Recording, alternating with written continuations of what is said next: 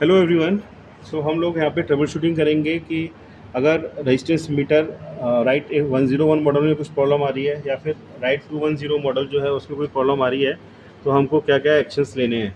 तो देखिए, सबसे पहले हम जो चेक करने जा रहे हैं वो है कैलिब्रेशन वैल्यू की।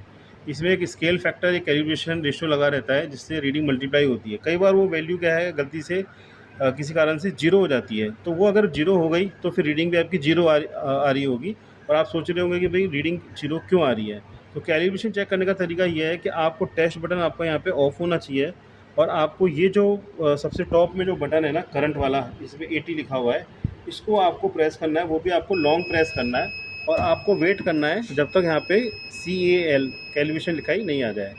तो अब यहाँ पे कैलिब्रेशन लिखा ही है, आ गया है, और यहाँ पे 1.00 आ रहा है, दैट इज़ करेक्ट। ये 1 है तो ये सही है, ये पॉइंट हमारा चेक हो गया। अब यहाँ से बाहर निकलना चाहते हैं आप, तो यहाँ पे ये एस्केप वाला बटन है, इसको हम लोग यहाँ पे प्रेस कर देंगे ऐसे, तो यहाँ से हम बाहर निकल जाएंगे। तो हमारा फर्स्ट पॉइंट यहाँ पे चेक हो गया। ऐसे ही अगर हमारे 210 मॉडल जो है, अगर उसमें दिक्कत आ रही है, तो हमको क्या करना है, इसमें मीटर जो है स्टॉप कंडीशन में ही है, और हमको जो WN है उसको हमको प्रेस करके रखेंगे, लॉन्ग प्रेस करके रखेंगे। और जब तक स्क्रीन में यहाँ पे जो है ना CL या कैलिब्रेशन या फिर पासवर्ड मांगेगा, तब तक। अभी यहाँ पे पासवर्ड मांग रहा है, तो इस पासवर्ड में हमको 317 यहाँ पे फीड करना है। तो यहाँ पे मैंने जैसे ही 317 फीड किया, और फिर मैं चेक करूँगा कि कैलिब्रेशन वैल्यू क्या है। तो मेरी कैलिब्रेशन वैल्यू अगर 1 यहाँ पे आ रही है ना, तो यहाँ पे ये चेक यहाँ पे सही है। अब वापस हम इसको नॉर्मल मोड पे ले जाएंगे, अगर हमने इस WN को अगर लॉन्ग प्रेस करेंगे, तो ये हमारा यहाँ पे सेट हो गया।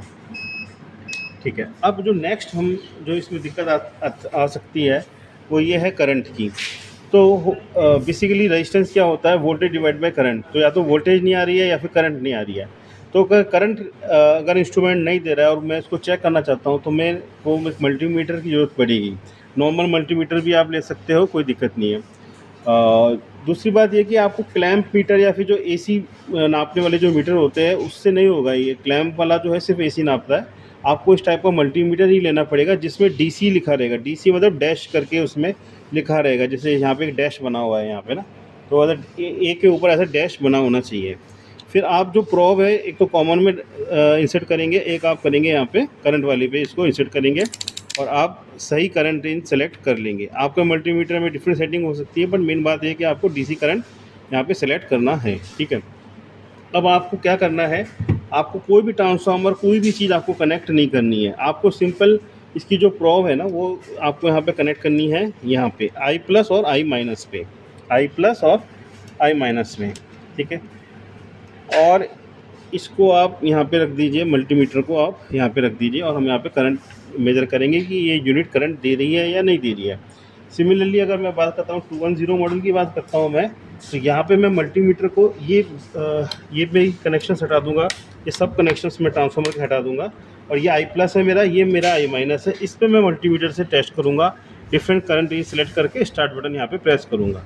तो यहाँ पे मेरा राइट 101 मॉडल लगा हुआ है।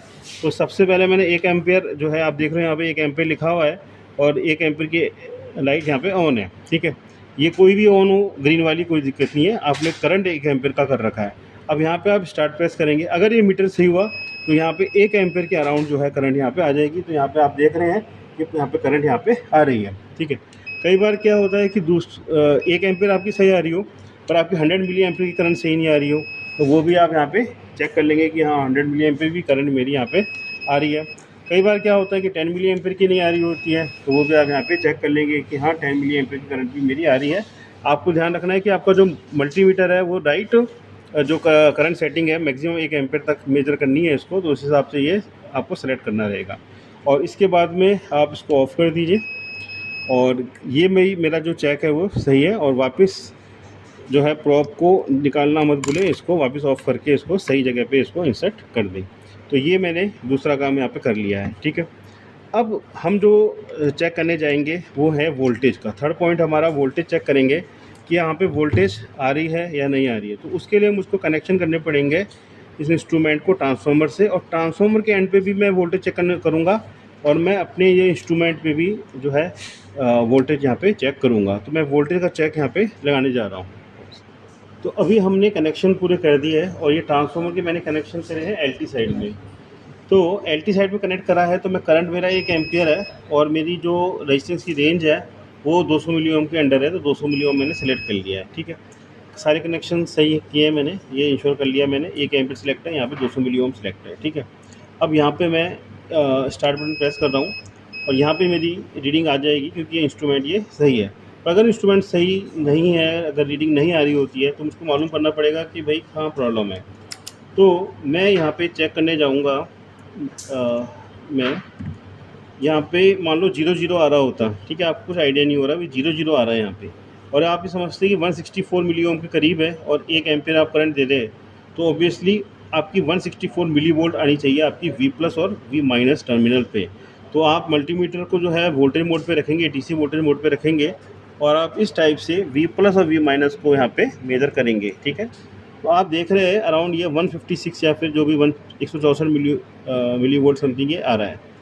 बाकी 1 एम्पियर से डिवाइड होकर रीडिंग 164 ही आएगी, वो सही है, पर अराउंड इसके वोल्टेज यहाँ पे आनी चाहिए। तो ये वोल्टेज यहाँ पे आ रही है, ये सही है। ठीक है, अच्छा, यहाँ पे तो वोल्टेज आ गई है, साथ में आपको ट्रांसफार्मर पे भी चेक करनी है। तो ट्रांसफार्मर पे चेक करने के लिए आप जो है ट्रांसफार्मर यहाँ पे हमने कनेक्ट किया हुआ है, तो सावधानी से आपको वर्क करना है, ऐसा नहीं कि आप हाई वोल्टेज लग जाए आपको। वैसे सेफ़ है, यहाँ पे बहुत लो वोल्टेज में हम लोग काम कर रहे हैं, लो करंट में, तो भी पर आपको थोड़ा ध्यान रखना है। तो एक यहाँ पे हमने रखा और यहाँ पे प्रोब रखा और यहाँ पे भी आप देख रहे हैं सेम 155 मिली वोल्ट यहाँ पे भी आ रही है। तो ट्रांसफार्मर के एंड पे भी हमको वोल्टेज यहाँ पे चेक करनी है। ठीक है,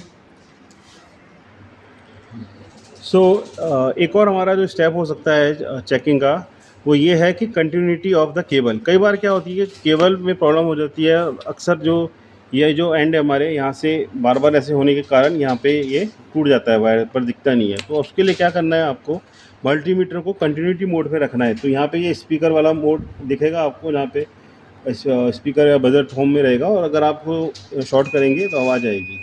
तो ये सेम कंटिन्यूटी जो है हमको यहाँ पे भी दिखनी चाहिए। तो आप देखेंगे कि आपको क्या करना है कि एक जो प्लस वाली एंड है ना, उसमें आप इसको कनेक्ट कर देंगे आप। ठीक है, तो यहाँ पे हम केबल टेस्टिंग कर रहे हैं, केबल की कंटिन्यूटी देख रहे हैं, और दूसरे एंड में जो रेड के दोनों है ना, तो उस पर भी आवाज़ आनी चाहिए, आ रही है यहाँ पे। ठीक है, और एक आवाज़ आपकी आवाज़ यहाँ पे भी आनी चाहिए। ठीक है, सिमिलरली आपकी जो ब्लैक वाली से भी आपको चेक करना है, तो ब्लैक वाले के ब्रांड टर्मिनल पे भी आवाज़ आनी चाहिए आपके। तो ये भी आवाज़ आ रही है आपकी और यहाँ पे भी आपकी आवाज़ आनी चाहिए। अगर किसी एंड में भी आवाज़ नहीं आ रही है तो आपको हमसे बताना है और इसको हमको सही करना होगा। अगर ये जो भी हमने टोटल आपको जो बताए हैं तरीके, अगर उनमें किसी से भी अगर ये चीज़ें वर्क नहीं हो पा रही है तो आपको टचवेयर सपोर्ट में आपको कॉल करना है। फिर हम लोग इंस्ट्रूमेंट को ओपन करके देखेंगे कि LEDs वगैरह सब ऑन है या नहीं है, कुछ प्रॉब्लम है क्या, फिर आगे हम ट्रबल शूटिंग उसको अपने हिसाब से करेंगे। तो ये बेसिक जो ट्रबल शूटिंग है 4 पॉइंट्स है वो आपको पहले फॉलो करनी है। Thank you.